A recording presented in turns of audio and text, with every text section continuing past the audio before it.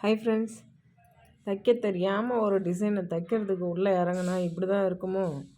நான் வந்துட்டு ஒரு ப்ளவுஸை சரி தச்சிடலாம், நம்மளால் முடியாதது என்ன இருக்குது, நம்மளுக்கு தான் இருக்கவே இருக்குதே யூடியூபு, அதை பார்த்து ஏதாவது ஒரு டிசைனை தச்சிடலாம்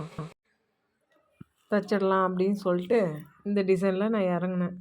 பார்த்தா கடைசியில் இது என்னை படாத பாடுபடுத்தி எடுத்துருச்சு. இந்த டிசைனை நம்ம தச்சு முடிப்போமா அப்படின்ட்டே நம்மளுக்கு தெரியாத அளவுக்கு என்னை இது ஒரு உருட்டி எடுத்துருச்சு. ஒரு நாள் ஃபுல்லாக எடுத்துருச்சு இந்த ப்ளவுஸை நான் தைக்கிறதுக்கு. இல்லைனாலும் சாயந்தரமாக எனக்கு சும்மா வேறு ஏதோ சில்லற வேலைங்க செய்கிற மாதிரி தான் ஆயிடுச்சு. ஃபுல்லாக இதை செய்யலாம் அப்படின்னு பார்த்தா, ஒரு நாளைக்கு இது மாதிரி 2 செய்யலாம் அப்படின்னு பார்த்தா, ஒரு நாள் ஃபுல்லாக எனக்கு எடுத்துருச்சு. பார்த்திங்கன்னா ஃபஸ்ட் டைம் நான் அந்த ப்ளவுஸை செய்ய போகிறேன். இதுக்கு முன்னாடி நான் இது மாதிரி செஞ்சதில்லை. சரி எப்படியா இருந்தாலும் பரவாயில்ல, நம்மளும் யாரை வச்சாவது ட்ரை பண்ணால் தானே முடியும் அப்படின்னு சொல்லிட்டு இறங்கிட்டேன். இருந்தாலும் இது எப்படின்னா நெட் பீஸ் எடுத்தாந்துருக்குறாங்க. நெட்டும் அப்புறம் வெல்வெட் பீஸும் எடுத்தாந்துருக்காங்க. இதை நான் ஏதாவது தப்பு பண்ணிட்டேன் அப்படின்னா என்னால் போய் மறுபடியும் அதே சேம் பீஸு சேம் கிளாத்லாம் வாங்கிட்டு வர்றதுக்கு வாய்ப்பே இல்லை. ஏன்னா இது வாங்கிட்டு வந்தது ரொம்ப தூரத்துலேருந்து வாங்கிட்டு வந்திருக்காங்க. அவங்க மார்க்கெட்லேருந்து சாதாரணமாக அக்கம் பக்கம் இருக்கிற கடைகளில் வாங்கியாந்தாங்க, இல்லை ஒரு 1 ஹவர் 2 ஹவர் போகிற தூரத்துலேருந்து வாங்கியாந்துருக்காங்கன்னு பரவாயில்ல. இது ரொம்ப தூரம் போயிட்டு வாங்கியாந்துருக்குறாங்க. அப்படி இருக்கிற பட்சத்துக்கு நான் இதை தைக்கணுன்னா கஷ்டம்தான்.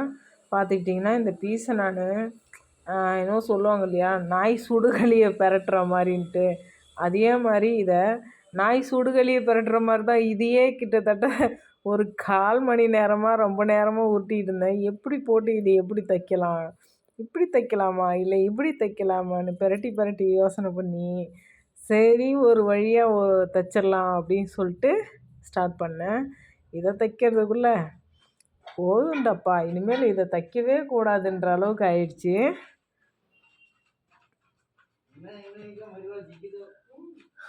அந்தளவுக்கு ரொம்ப வேலை கொடுத்துருச்சு. நீங்கள் பார்த்தீங்கன்னாவே தெரியும் என்னோடய முகத்தோட ரியாக்ஷனை. எப்படி போட்டு எப்படி தைக்கிறதுன்னே தெரியாமல் கொஞ்ச நேரம் எந்த ஒரு அசைவும் இல்லாமல் உட்காந்துட்டேன். ரொம்ப நேரம் வீடியோவை நான் கட் பண்ணி எடுத்துட்டேன். ஃபுல்லாகவே போட்டேன்னா உங்களுக்கு நல்லாவே தெரியும். பார்த்துட்டு நீங்களே விழுந்து விழுந்து சிரிக்கிற அளவுக்கு தான் நான் இந்த காமெடியை பண்ணிகிட்டு இருந்தேன். எப்படி போட்டால் எப்படி தைக்கலான்ட்டு போட்டு எனக்கும் வேண்டாம், இதுக்கு மேலெலாம் இது இப்படி போட முடியாது அப்படின்னு சொல்லிவிட்டு ஒரு லெவலுக்கு மேலே யோசனை பண்ணி சரி இதுக்கு ஒர்க் அவுட் ஆகாது, நம்ம எடுத்து வச்சுட்டு நம்ம ஐடியாவுக்கு நம்ம செய்யலாம் அப்படின்னு சொல்லிட்டு இதை. ஆனால் வீடியோவில் நான் பேசிக்ஸ் எனக்கு இப்படி தான் பண்ணணும் அப்படின்னு சொல்லிட்டு ஃபோட்டோவை பார்த்தனே தவிர டிசைனுக்கு எப்படி தப்பாங்கன்றதெல்லாம் நான் பார்க்கல சீரியஸாகவே. அதனால் எனக்கு தெரிஞ்ச அளவுக்கு நான் கட்டிங் பண்ணிவிட்டு இந்த டிசைனில் இறங்கிட்டேன். பார்த்திங்கன்னா இதை எப்படி தைக்கிறதுன்னு தெரியாமல் எப்படிலாம் யோசனை பண்ணிட்டு உட்காந்துருக்குறேன்னு பாருங்கள் என்னோடய ரியாக்ஷனை.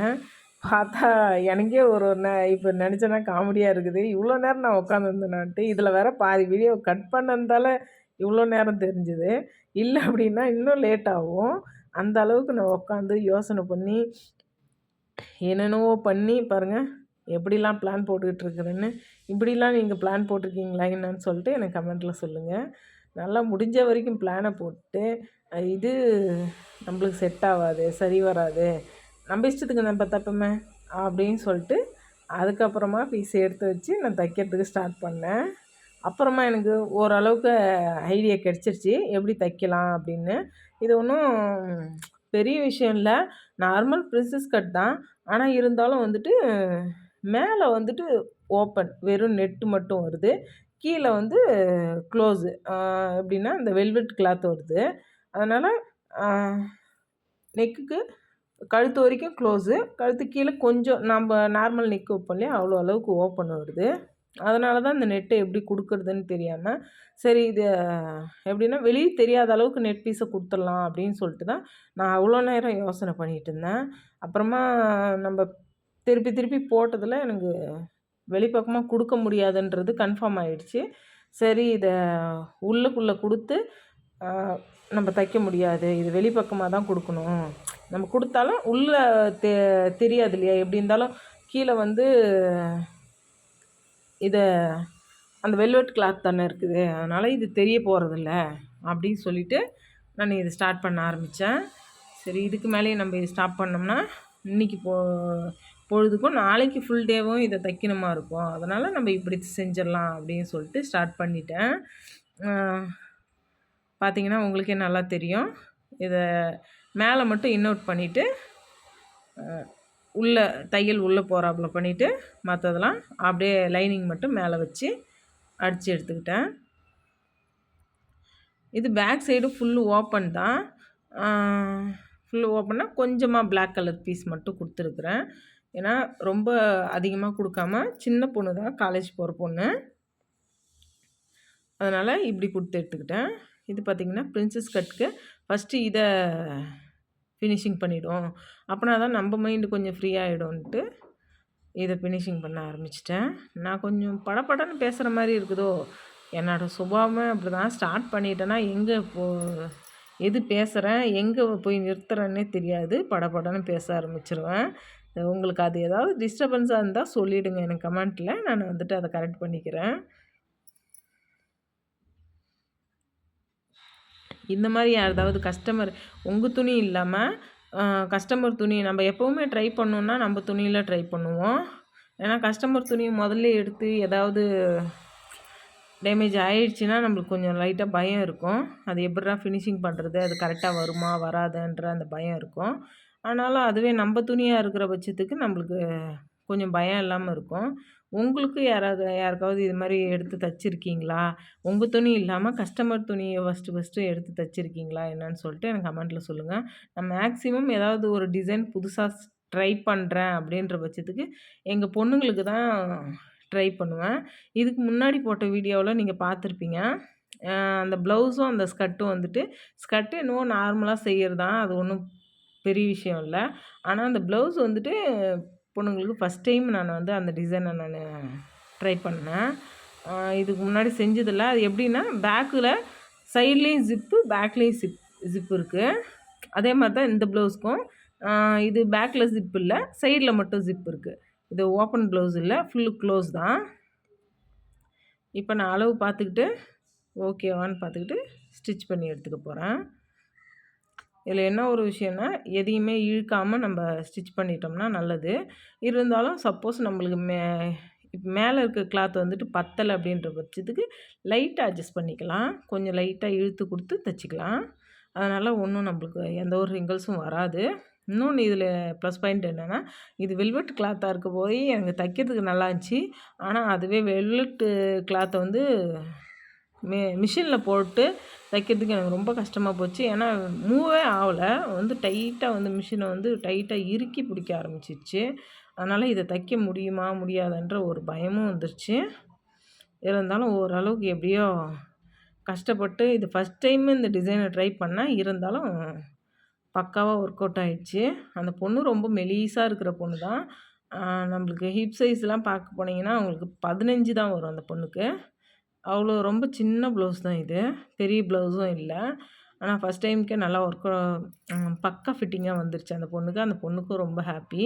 இந்த துணியை தைச்சிட்டு ஃபுல் ஃபினிஷிங் வீடியோவும் நீங்கள் பார்க்கலாம். இதை நான் வந்துட்டு ஃபுல் வீடியோவும் எடுக்கலை, எடுத்தால் ரொம்ப லென்த்தாக போகும்ன்ட்டு இதை நான் எடுக்கலை. இது பார்த்துக்கிட்டிங்கன்னா இது ஃபுல்லாக ஃப்ரண்ட்டு ஃபினிஷிங் பண்ணிவிட்டு அதுக்கப்புறமா அந்த நெட் பீஸ் வந்து எவ்வளோ வேணுமோ அவ்வளோ அளவுக்கு நான் வச்சு ஸ்டிச் பண்ணிக்கிட்டேன்.